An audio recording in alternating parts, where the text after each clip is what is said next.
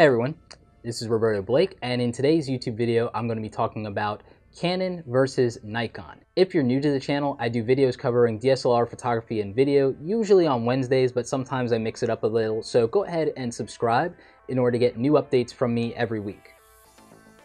So, in the photography community, as many of you know, there's constantly the debate between Canon and Nikon users as to which one is superior, and I decided to finally break my silence and really weigh in on this. And ultimately, here's what I found. Much like the PC and Mac argument, there is no clear victor. It really comes out to what you as a user want and what you as a user believe is best for you. It depends all on what your considerations are. Very similar to the Mac and PC debate, if your consideration is cost, Nikon is cheaper at the entry level for the DSLRs. It's cheaper for the camera bodies and it's cheaper for the lenses. So if cost is your consideration, then that's something you need to think about. I will say this, the difference between them in cost is not really that big and significant for what we're talking about. It's nowhere near the gap in cost between Macs and PCs. It's usually the difference at the entry level of 100 to 150 bucks in terms of camera bodies. In terms of the lenses, depending on whether we're talking about the kit lenses or the more expensive ones, the difference can be negligible there too.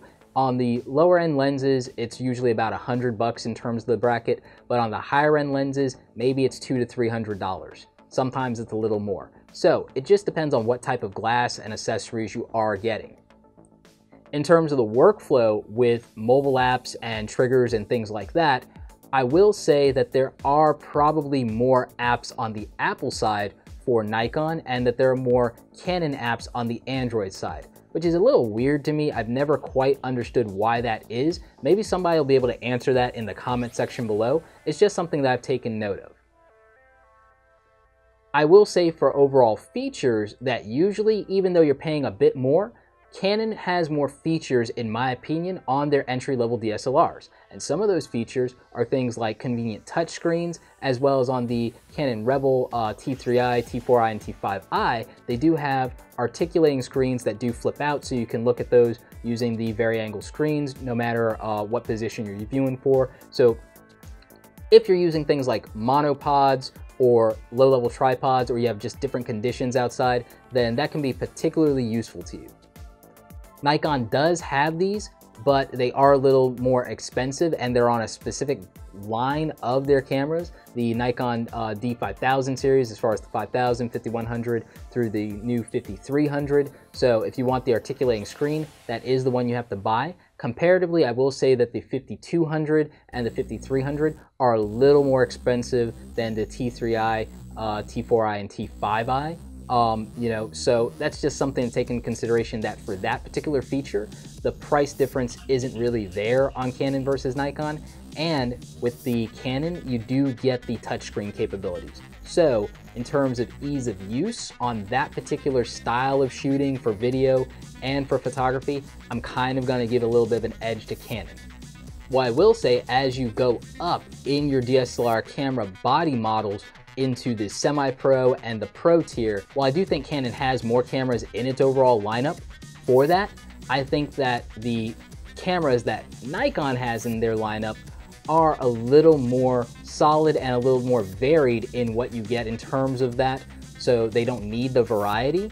But in my opinion, and this is just me, it turns out to be cheaper for more value with the Nikons in the pro tier. And the reason I say that is, while megapixels kind of don't matter, in some cases with regard to commercial photography for specific purposes, megapixels do matter. And being able to shoot at higher ISO ranges do matter.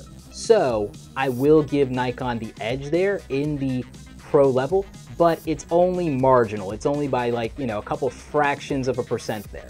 So it really just does come back to what you're doing. If you're a portrait person, you can shoot for cheaper on Nikon if you're just doing portraits and wedding photography, etc. If you're shooting sports photography, you're going to be better off with a Canon, in my opinion, because of higher shutter frame rates, longer battery life, and just all kinds of other different things. Some of the things with specific models of their cameras in the ISO ranges, and frankly, A Canon 5D Mark III is the professional grade camera that every other camera, including Nikon cameras, is compared to, and there's a good reason for that. For as expensive as it is a fantastic camera, and if you know what you're doing, it's really hard not to get a shot that you can use with it.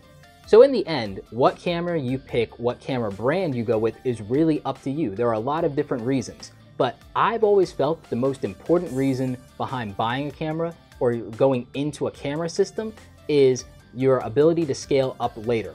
I went into the Nikon camera system because of how many Nikon photographers I personally know, which means that it's easier for me to either borrow equipment, buy used equipment, or inherit equipment from somebody who's retiring. It's just easier for me to really expand my capabilities if I go with the Nikon system.